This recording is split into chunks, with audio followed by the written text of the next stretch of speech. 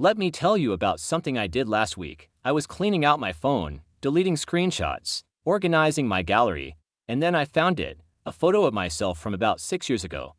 And I cringed hard, not just a little wince, a full physical recoil. My face scrunched up. I actually said oh no out loud. The haircut was a choice, the clothes were something, the pose was I don't even know what that pose was, and the smile, that was a smile of someone who thought they looked amazing.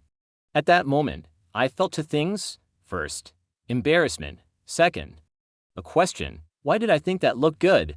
Why did I wear that? Why did I post that? I knew I'd done this before. Everyone does this. But that time, I didn't just scroll past. I stopped. I sat with it. And I started wondering, why does this happen? Why do we cringe so hard at our past selves? So I looked it up. And what I found changed how I see those cringe photos completely. First, let me tell you something surprising. Cringing at your old self is not a bad thing. It's a good thing. Here's why. Your brain has something called a self-model.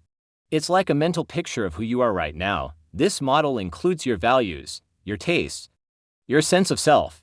When you look at an old photo, that image conflicts with your current self-model. Your brain tries to connect past you with current you. If they don't match, your brain experiences dissonance. That dissonance feels like cringe, but here's the key: the more you changed, the more you'll cringe. Think about it. If you look at a photo from 5 years ago and feel nothing, that means you haven't changed much. If you cringe, it means you've grown, you've evolved, you're not the same person. The cringe is literally the distance between who you were and who you are. That's not failure. That's progress.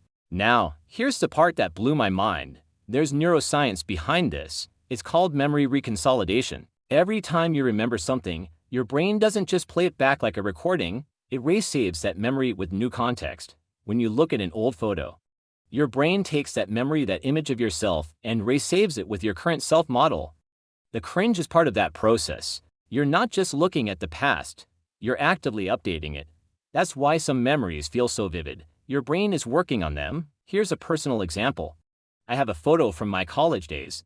I'm wearing something I thought was cool. I look at it now, and I just shake my head. But I've noticed something over the years. The cringe has gotten softer. I still don't like the photo, but I don't feel the same visceral recoil, because I processed it.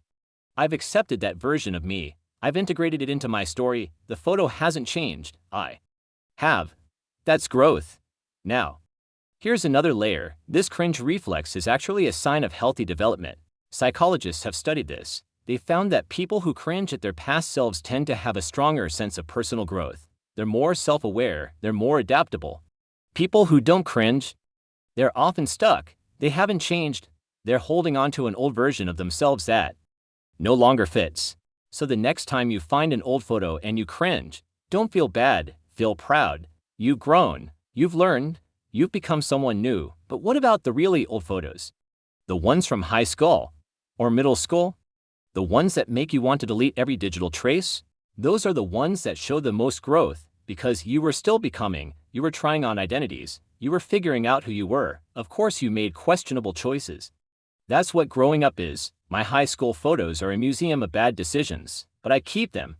Not because I like them, because they remind me how far I've come. Here's a challenge for you. Next time you find a cringe photo, don't delete it.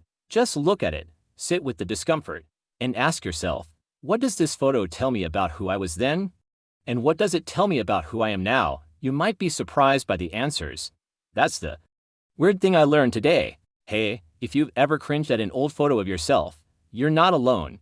And if you want more weird explanations for everyday brain glitches, hit subscribe. I read the papers so you don't have to. No self-help nonsense. Just curiosity and a little bit of self-acceptance. Thanks for cringing with me. Now go look at your old photos. And smile. You've come a long way. See you next time.